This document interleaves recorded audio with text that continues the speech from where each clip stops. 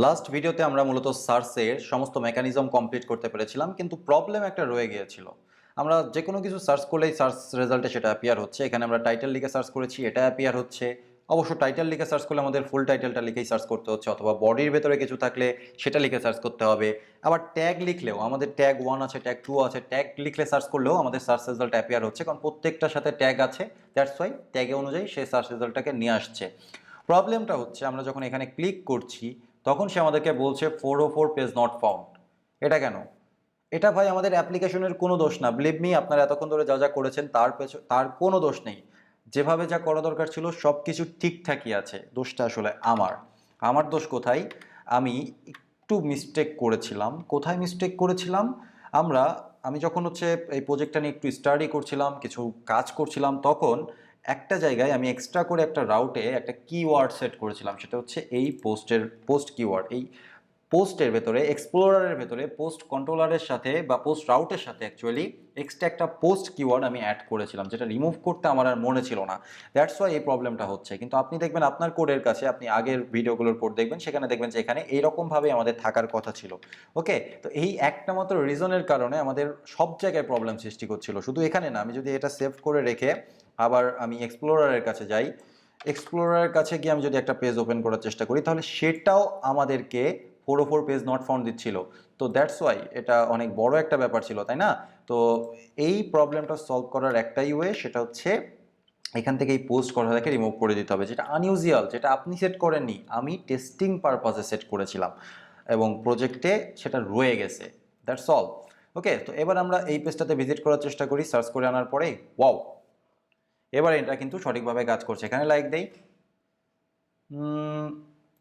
It's taking time. Something is breaking. No, nothing is breaking. Like কেন হচ্ছে না ভাই? সো লাইকের তো সব কিছু ঠিকঠাক ছিল। দেখি এটার আবার লাইক কেন হচ্ছে না। সো পেজ সোর্সে যাওয়ার পরে আমাদের এখানে লাইক জেস, কমেন্ট জেস সব কিছু তো ঠিকঠাকই আছে, তাহলে লাইক কেন হচ্ছে না এটাতে?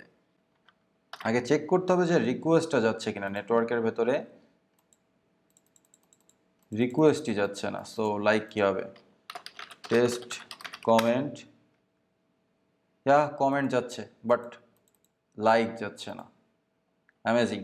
So I don't know why, but something occurs. কি অকার্স হয়েছে আই ডোন্ট নো। সো আরেকবার রিফ্রেশ করে দেখা যাক এখান থেকে।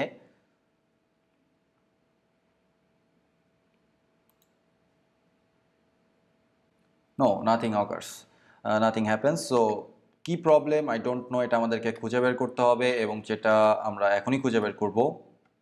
খুবই সিলি একটা মিস্টেক হয়েছে, খুবই সিলি একটা মিস্টেক। এই সিলি মিস্টেকটাকে আসলে কিভাবে ডিসক্রাইব করা যায় আই ডোন্ট নো। আসলে আপনার একটা পেজে, আপনি যে পেজটা ব্যবহার করছেন, যে ওয়েবসাইটটা তৈরি করছেন, আপনার ইজেস ফাইলটাতে অ্যাট এ টাইম একটা মাত্র ফাইল আপনি লিঙ্কিং করতে পারবেন জাভাস্ক্রিপ্টের। এটা আমি যখন টেস্ট প্রজেক্ট করেছিলাম তখনও আমার হয়েছিল, কিন্তু আমি ভুলে গিয়েছি। বিলিভ মি, আমি ভুলে গিয়েছি। একটা ফাইলের জন্য আপনাকে একটা মাত্র জাভাস্ক্রিপ্ট ফাইল তৈরি করতে হবে। অ্যাট এ টাইম সে দুইটা জাভাস্ক্রিপ্ট ফাইল লোড করতে পারবে না। দ্যাটস ওয়াই আসলে আমাদের প্রবলেমটা হয়েছে।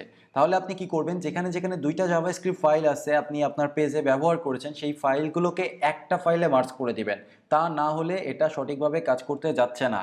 ওকে, বিলিভ মি, এটা সঠিকভাবে কাজ করতে যাচ্ছে না।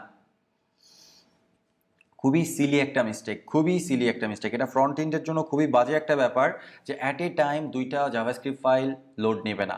এটা আসলেই বাজে বিষয়। তাহলে আমি আর আপনাদেরকে ভিডিওতে পুরো সব বিষয়গুলোকে ক্লিয়ার করলাম না। আপনারা নিজেরা যেখানে যেখানে মাল্টিপল জাভাস্ক্রিপ্ট ফাইল ব্যবহার করা হয়েছে সেখানে একটা করে সিঙ্গুলার ফাইল বা একটা করে জাভাস্ক্রিপ্ট ফাইল তৈরি করে সমস্ত কিছুকে ওখানে রেখে দিবেন, তাহলে জিনিসটা আরও বেটার হবে।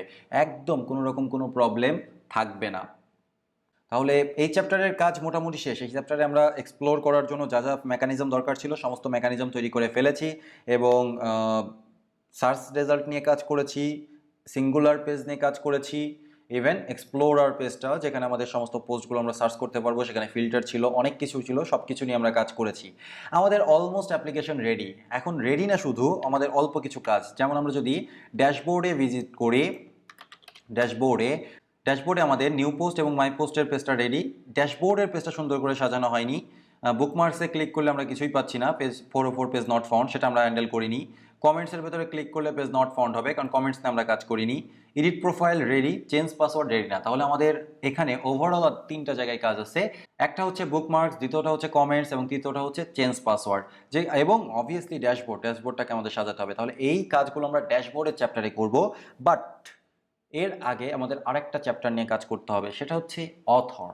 আমরা অথরের ডিটেলস দেখার জন্য কোনো কিছু করিনি, সো আমরা ফরওয়ার্ড স্ল্যাশ দিয়ে চলে যাব হচ্ছে এক্সপ্লোরারের কাছে, এবং এখানে প্রত্যেকটা পোস্টের একজন করে অথর আছে। সেই অথরের নামের উপরে, ইউজার নেমের উপরে ক্লিক করলে সেই অথরের ডিটেলস প্লাস হচ্ছে তার রিলেটেড পোস্টগুলো আমরা যেন দেখতে পারি, এরকম একটা ফ্যাসিলিটিস আমাদের তৈরি করতে হবে।